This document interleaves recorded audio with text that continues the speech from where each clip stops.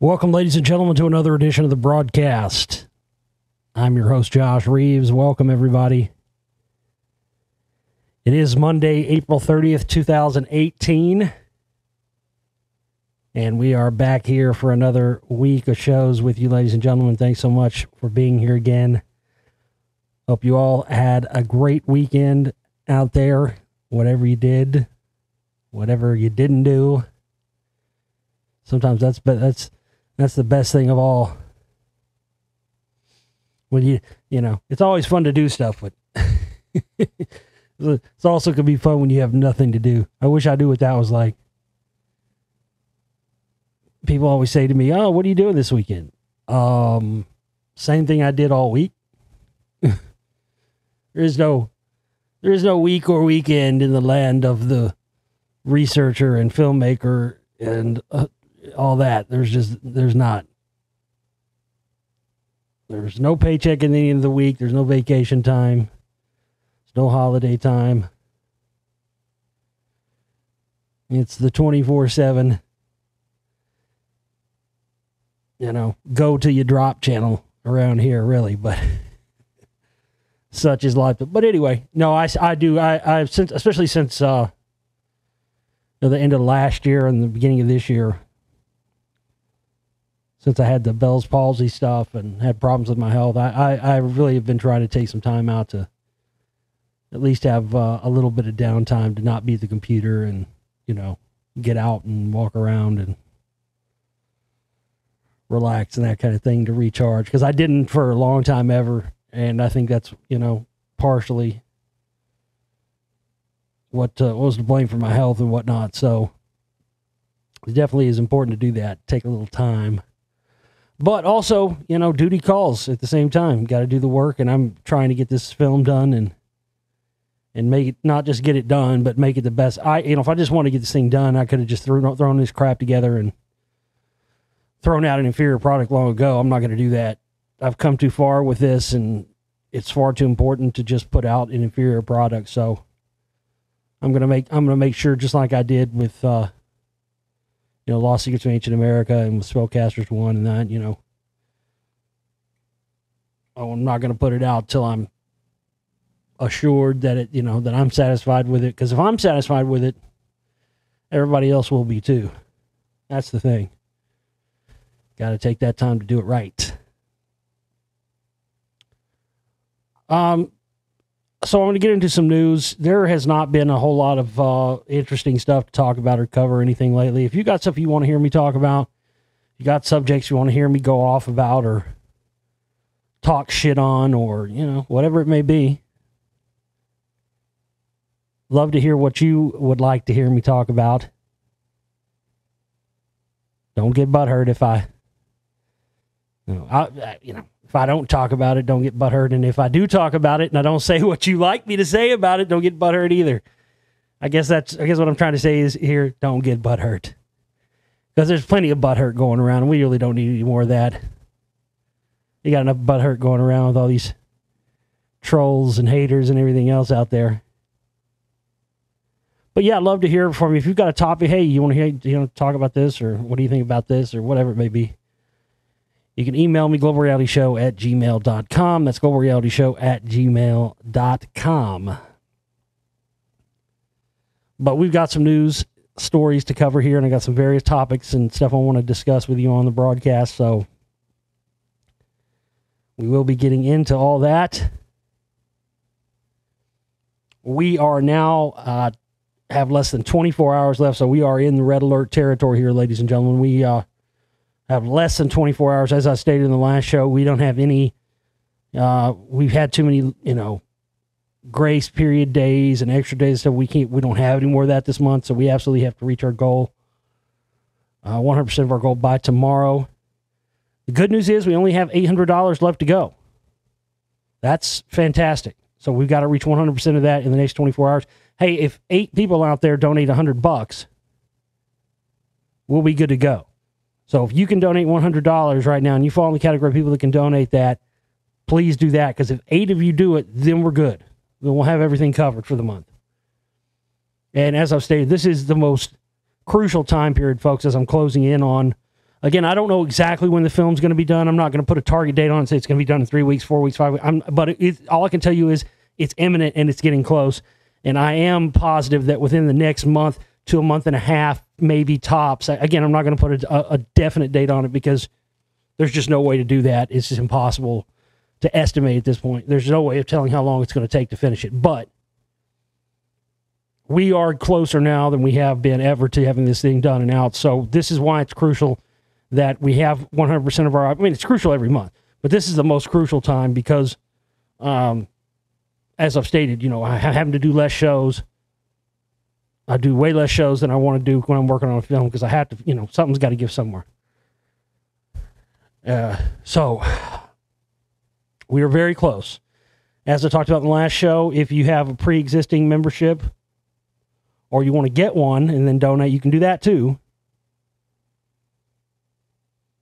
But for every $100 that you contribute, if you contribute $100, you're going to get 2 years added to your already existing membership. But as I said, if you go and sign up for, say, a 3-month membership right now that's $28, and then you go to the Go Get Funding campaign page thing or whatever, or to the donate button in my website, theglobalreality.com, and you contribute $100, then I will add the 2 years to your membership that you already got, your 3 months, 6 months, a year, whatever it may be.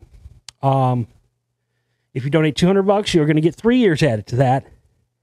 And if you donate $300, you will get your existing membership bumped up to the lifetime, which is normally sold for $500. So those are great deals. You want to get in on those while you can. And be able to just, lock in your membership. Then you don't have to worry about it for a couple of years. You could go sign up for a 3 month. If you don't have a membership already, this is the best time to get one. Especially if you're, if you wanted to get a membership, but you also wanted to contribute or whatever else, for a total of $128. And I'm also, for everybody that contributes $100 too, I'm also going to throw in 3 free downloads. A lot of people that contribute usually already have the downloads of all my films and audiobooks and stuff. But for those of you who don't, on top of your $100 contribution, you will also get 3 free downloads from the download shop of your choice. You just have to email me and let me know which ones that you want once you contribute. But, if you don't have a membership right now and you want to get locked in for the next couple of years and not have to worry about it, it's the best way to do it. Go sign up for a 3-month membership. It'll cost you $28. Then go donate $100, and then you'll be locked in there for 27 months. Well, over 2 years, you won't have to worry about, you won't have to worry about paying $10 a month if you did it that way, because like I said, that's $120 a year if you do it that way, whereas if you just sign up for the year for $80, you're saving some money there.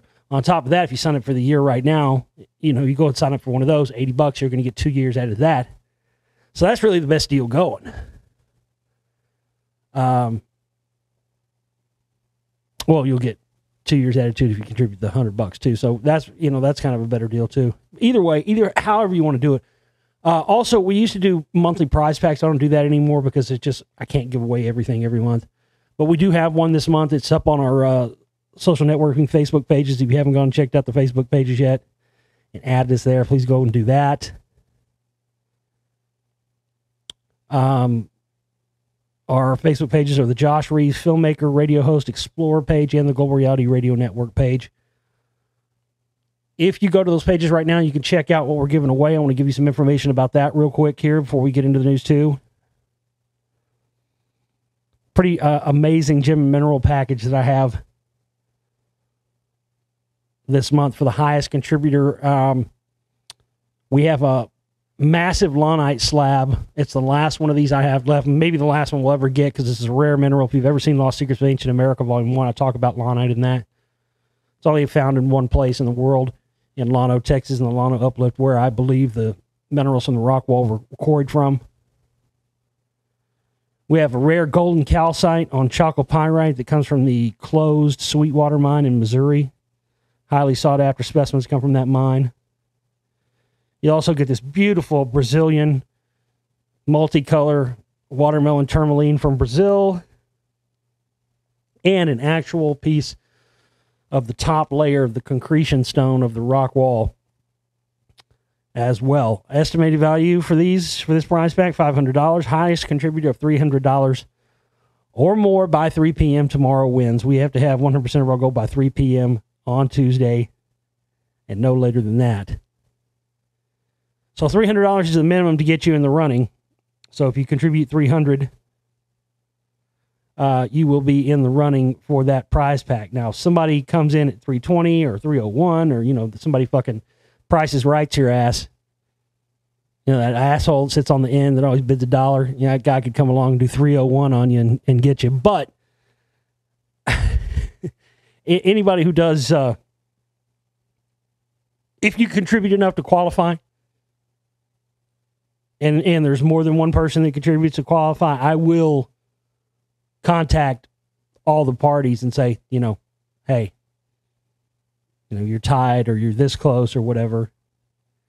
That way, if you want to contribute an additional $20 to win or whatever it would take to win at that point, you'll have an opportunity to do that. So you can see the prize pack, picture of the prize pack, and the picture of the minerals that we're giving away. They're up on our Facebook page now.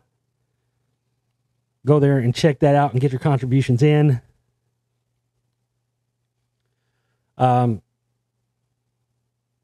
There's just no reason why we shouldn't be able to reach this goal. I mean, we're way closer now than we have been at this point the past several months. So thank you to everybody out there who has gotten your contributions in so far. Still a lot of people out there. I know there's some of our people that regularly donate that haven't got their contributions yet in. And we also would like to see some newer people contribute this month and help out the people who help us out every month and keep us going. That's what we need. We just need more regular contributors and newer people that are coming into the fold and into the information to contribute, because I know for a fact there are still way more of you out there that could be contributing than are. And now is the time to come forward, because the main thing about this is once we get our minimum covered, then we're going to be back at zero again. So that's why it's important, and definitely sign up and get yourself a membership if you hadn't, so you can get that additional time added to that. So then you don't have to worry about it, for a while. I did talk recently about the possibility of doing a Saturday night show, a live show. I have been looking more and doing some research, looking more into that, trying to put some stuff together into possibly doing that. Seeing how much it'll cost to get me up off the ground to do it. It won't cost much, a few $100s or something, but I'm not going to try to, I haven't put up anything fundraiser for that yet. I'm not going to do that till after we at least get our operating costs covered and stuff. So, but I have been working on that, and I have got some response from listeners out there about it, and the consensus is that I should do it. So, like I said, it will have a different title. It'll be it won't be the Global Reality Saturday Night Show. It'll be a totally different title of the show and everything. But with that said, because somebody asked me about this, and I want to be clear about this. But with that said, if you have an existing membership to the Global Reality, you're covered. I'm not going to have a separate archive thing for that or anything else. It will be a live show, but the archives for that show will be in the regular archive memberships that we already have. So if you already have a membership and I start the new Saturday night show, you will be covered on that. Just wanted to make sure everybody was clear about that, and I wasn't going to try to pull some, have an extra membership thing for that. So I'm not going to do that. But because some people won't be able to listen to it while it's live, it will be available in the members' archives exclusively for people who have membership. So another reason to get your membership to that. It's going to be a topic-driven show, too. It's not going to be like this one where I talk about news and whatever else. This show will still be this show, and this show will always stay wide open and always be about whatever topics I choose to talk about or whatever else. The Saturday night show will be topic-driven, meaning each show will have a specific topic each week that I'll discuss on the show, and we'll have listener input and stuff like that for the topics. And we're also going to be doing a thing for that show where people will have an opportunity to sponsor each individual show and be able to choose the topic of the show. Meaning, I'll have I'll have a thing where, okay, you know, for $300 or whatever, however much, I don't know, $300 or whatever, you can be a sponsor for that specific show. So when you contribute, if you decide to be a sponsor for a show, and what I'll do, I'll just have it open, and then, you know, I'll have to do it each week by week for which one we have. So what will happen is, let's say you choose to be a sponsor for a show. Well, what that means is you'll get to choose the topic that week. And these topics will be pending my approval. Like, you know, you're going to have to email me first and go, hey, I want to be a sponsor this week. Here's the topic I'd like you to talk about. If it's something I don't think I can talk about or do a show on, can't really do, not in my wheelhouse, and I'll say, well, I'll just decline. But most likely it'll be something probably that I'll want to cover. So what I'll do on that is that each week will have a different topic, but we'll also have weeks where, you know, you can choose anything you want. It'll be like, okay, this week's show is sponsored by, you know, Jimbo Bob Cunningham, or fucking this week's show is sponsored by Mr. Toad's Wild Ride, or fucking whatever. You can choose whatever you want. You know what I mean? You can choose a fake name. You can choose an entity. You know, if you don't want anybody to know that it's you that's chosen that week or whatever, you can, you know, Acme Conspiracy Company, whatever the fuck you want to choose, you know, Paper Street Soap Company, whatever. And then that show will be sponsored by that person, and it'll be the topic of their choice. And that's what I'll go off and talk about. So it'll be a different show. Like one week it might be about UFOs. One week it might be about fucking, it also might be, some weeks it might even be about shit I'm not even into. You know what I mean? It might be shit about Bigfoots and fucking cryptozoological shit and stuff that I'm not into, and stuff that I pick apart and tear apart or debunk or whatever. But it will be more of a topic-based show. So I just judging by the response out there from the audience when I brought that up and going over it more, and like I said, it will be on a Shoutcast box, so it'll be live. It'll be a Saturday night. It'll be fun. But as I said, cart before the horse. We got to get the operating costs covered and all that stuff, and then we'll have a little small fundraiser for that once I get ready to do it. But yeah, I think I am going to push towards doing that. So again, 24 hours left to raise our operating cost goal, folks. Start getting your contributions in now. You can find if you have trouble finding the contribution banner, the Go Get Funding banner that tells you what the goal is, and you'll find it in the information section of the YouTube video that I put up. You'll find it in the comments section. You'll also find it on our aforementioned Facebook pages. And it's PayPal only for the Go Get Funding page. So if you want to use a credit card or a debit card to contribute, the way you do that is you go to my website, theglobalreality.com, and there's a donate button there. And that'll allow you to use a credit card or a debit card without having to log into a PayPal account, even though it is processed by PayPal. This can also work for people who don't have credit cards or debit cards that want to contribute, don't have bank accounts or whatever, and just deal in cash. You can just go to a pharmacy or wherever and get one of those Visa gift cards. You can use that there. You can also use that for the to purchase your archive membership too. A lot of people don't know that. We did have somebody that did that and it worked. So yeah, you can go and get a Visa prepaid card, put however much money on there, and get your membership and make contributions and stuff that way. And you can do that without having to have a PayPal account, credit card, bank account, or anything else. So no excuses. There's always, everybody out there's always got an excuse. That's the fucking thing. I've heard the same excuses over and over from people. When I first started doing this, I can't contribute because Bush is in office. When Bush gets out of office, then I can contribute. Bush gets out of office, Obama gets in. I can't contribute because Obama's in office. As soon as he's out, then I'll contribute. Obama gets out of office, Trump gets in office.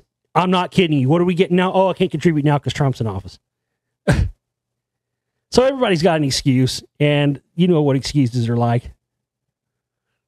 But it's hilarious, man. It's been funny to watch the level of it's just it's really it's been entertaining. It's really exposed a lot of creepers and trolls and feds and infiltrators who've been hiding in the woodworks, who now started to rear their ugly heads all of a sudden out of nowhere ever since I switched over to not putting full shows on YouTube anymore. And they'll try every kind of fucking which way to finagle their way out of fucking... Dude, it's hilarious. And they'll try to do shit like, oh, they'll put little things. They're so cute. They think they're so cute, and they think that I'm gonna allow this stuff to happen on my page. Like I won't ban them for fucking life instantly. It's fucking hilarious, the shit they write. Like they think they'll just get away with it. But it's so, what's the word I'm looking for? It's so like clear that it's an operation. Because I had the last video I put up, somebody commented within minutes on it. Well, maybe if you put up a whole show sometime, people would buy a membership. Nice try, asshole. Every fucking show, go look at YouTube. Every fucking show on my channel except the last 5 were all complete shows. And this guy's going, oh, put up a whole show every once. Dude, those whole shows are over. That's the whole point of this. Nice try, asshole. It's just fucking ridiculous. And then they'll put little things like, oh, the show starts at 12 minutes in or whatever. Shit like I'm not going to fucking ban you for doing that. But it's hilarious, man. It's really ruffled the feathers of the fucking spooks and everybody else. It's just fucking funny. They're trying to use these little subtle, like I said before, it's really what you think you can equate it to. It's these little subtle psychological warfare tactics that they think I'm not immune to, that I ain't seen every fucking one in the book. It's the kind of shit like you see abusive guys do to girlfriends. It really is that kind of thing. Like when they know that their woman's about to leave them, and they know in their heart of hearts they're in the wrong. So what do? They turn it around on that person, try to use these subtle little manipulation tactics that just fall short and just reek of desperation. That's the whole fucking thing about these people. These people know for a fact that all they want to do is take information that they hear on my show, because they know that I talk about shit and I get into stuff nobody else talks about. And I have, for almost 11 years now, continually exposed a lot of stuff that nobody's ever even gotten to yet. It's taken some people years to catch up with some of my work. But they don't want to help that happen more and more. They don't want to help it grow or help it become. No, they just want to take that information so they can be the most... and they don't... That's the thing. They don't give a fuck about... Most of these people don't give a shit about getting the information and empowering themselves to do something with it that can affect change. They just want to be the most informed person in their circle of friends. Or they just want to have information that people they know don't know about, so they can seem cool to them. That's it. You wouldn't believe how many people out there fall into that category. That's the whole fucking thing. So now that I'm making them, either have to get a membership or not be able to hear that, now they're crying like a bunch of fucking titty babies about it and showing their ass. It's hilarious. It really is. Anybody see this movie called Bomb City? Anybody seen the name? Anybody seen this movie? I guess it's like an independent film. I think it came out last year. It's based on a true story. It's about this clash between local punk rockers and jocks in Amarillo, Texas in the 1990s. And this fucking jock guy splattered this punk rocker under a car and drug him and killed him. And, of course, because, you know, it was a punk rocker and the guy doing it was on the football team, he got off and they made a movie about it. And a lot of the movie was shot here in Dallas and in the Dallas area. And I didn't know this going in. I didn't know. I just had heard about this movie, so I watched it. And then, of course, went and looked it up after I watched it because I, recognized. Obviously, I recognized a lot of places in it. One of the places where the scene takes place, where the killing happens in the parking lot of the old Valley View Mall in front of the old Sanger Harris store. They filmed it there, and then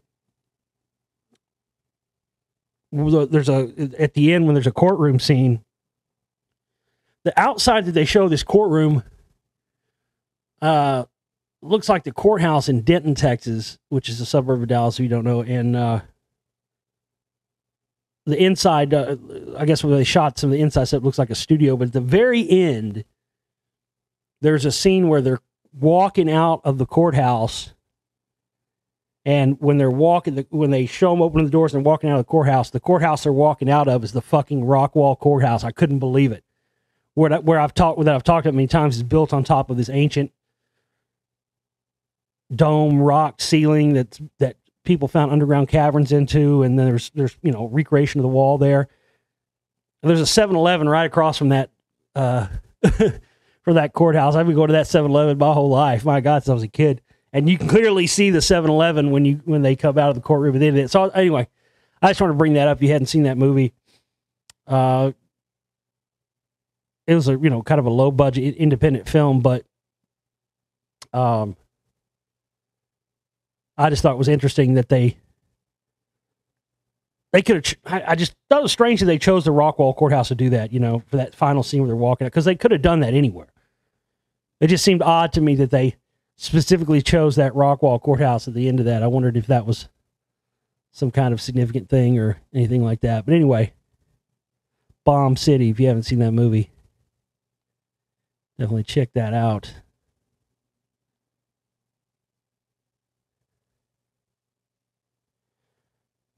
Computer simulations show Viking Sunstone to be very accurate. Well, if you've seen my Lost Secrets of Ancient America films, this will be this will be much more clear to you. You got to understand all this stuff. The problem with people's ability to understand the people of the past is that just like everything else, we've compartmentalized the people of the past into these various different groups with different names. And that's been done with intent. Like the Vikings didn't go around calling themselves the Vikings or whatever else. They were just, all these different groups, be it the Amorites or the Vikings. I mean, these were all the same groups of people. But in order to keep people from understanding the advanced knowledge that some people in the past had, and that these groups were all over the world long before, we've been told by history books it was possible for them to have been there. That's why you have all this separation of the groups. I didn't understand this either until I started doing the work and the research and going out to these ancient sites that I document and show in my Lost Secrets of Ancient America films. But yeah, again, they're finding all this stuff. That's why there's so many of these groups and various things like that appeared at different time periods that seem to be similar. The Vikings were just the progeny of the four races that went before them, the Giants and the Amorites and all the rest of that stuff. So that's why you could continue to find this advanced type of knowledge and technology associated with what is now referred to as Vikings. And this is why you see stuff that's referred with ancient and advanced technology. Now they're saying that even Neanderthals had. A pair of researchers at Lorraine University in Hungary has run computer simulations that suggest that the tales of Vikings using a sunstone to navigating cloudy weather might be true. In their paper published in the Royal Society Open Science, the doctors described the factors that contributed to their simulations of what they found by running them. For example, the time period between 900 and 1200 AD, Vikings, by nearly all accounts, ruled the northern Atlantic. Their skill in building strong boats and in navigation allowed them to travel throughout the North Atlantic. Prior research has suggested that the Vikings had used a type of sundial to navigate, which was apparently quite accurate. But what did they do when it was cloudy or foggy? Viking tales passed down through the generations claimed it was through the use of sunstones, which allowed Viking navigators to find the sun even on cloudy days, but proving the tales true has been problematic. No sunstone has ever been found on or near a Viking shipwreck. A crystal was found on a 16th century English shipwreck in 2002, and English sailors could have learned to use them from the Vikings, but much stronger evidence is needed. Most who have studied the possibility of a sunstone assume it was a form of a crystal. It has been noted that some crystals, such as those formed from calcite, corderite, and tourmaline, can split sunlight into two beams even when it's cloudy, and when the crystal is turned, splitting the two beams at the same brightness. A navigator could see the polarized rings around the sun, effectively showing its placement in the sky. That's exactly what I was talking about right there. So they had advanced knowledge of crystals, and again, tourmaline being a big one in there. Then I've talked about that quite a bit because that plays into the rock wall, and you have a large amount of tourmaline in the rock wall. And the reason that is because, as I've talked about with the rock wall, you had, if you apply low frequency sound waves to the wall, it begins to oscillate and produce electricity. And tourmaline is used in laboratories and scientific labs and stuff like that because it's the only crystal that can withstand both high and low sound waves to it without it will never shatter or anything else. And tourmaline is another one of those stones, like I mentioned with the columbite. Well, the columbite that actually has the other mineral in it, niobium. But much like niobium, tourmaline is also one that has to be extracted from a quartz matrix. Tourmaline just can't be found existing naturally in nature. Again, another one of the reasons why we know the rock wall is absolutely not a natural formation, because tourmaline and niobium do not form naturally in bricks stacked up in a 20-mile diameter. It just doesn't fucking happen. Even if you wanted to believe the rock wall was a natural formation, you can't explain the inclusion of niobium and tourmaline there, just crushed and ground up and mixed into these cast stones, these cast bricks. Because it absolutely, both of those have to be extracted from their host rocks, and they simply have, the only way you can do that is by processes that only really became known to us in the past couple of 100 years.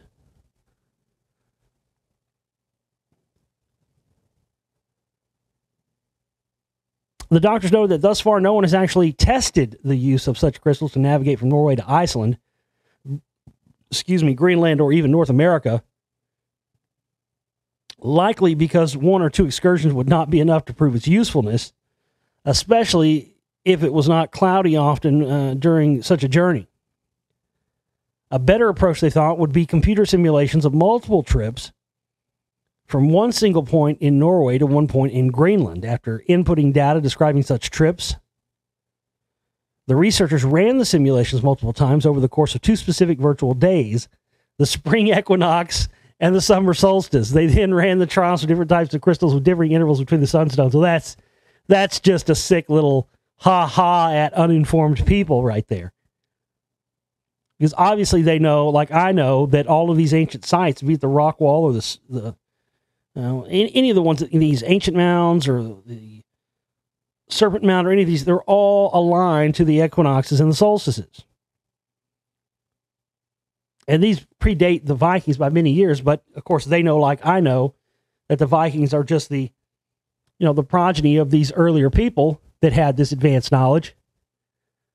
So I guess just to be cute, they just said, well, let's run our simulation at the equinoxes and the solstices. Ha ha ha. Nobody will get that, understand why we did that. So again, they're continually trying to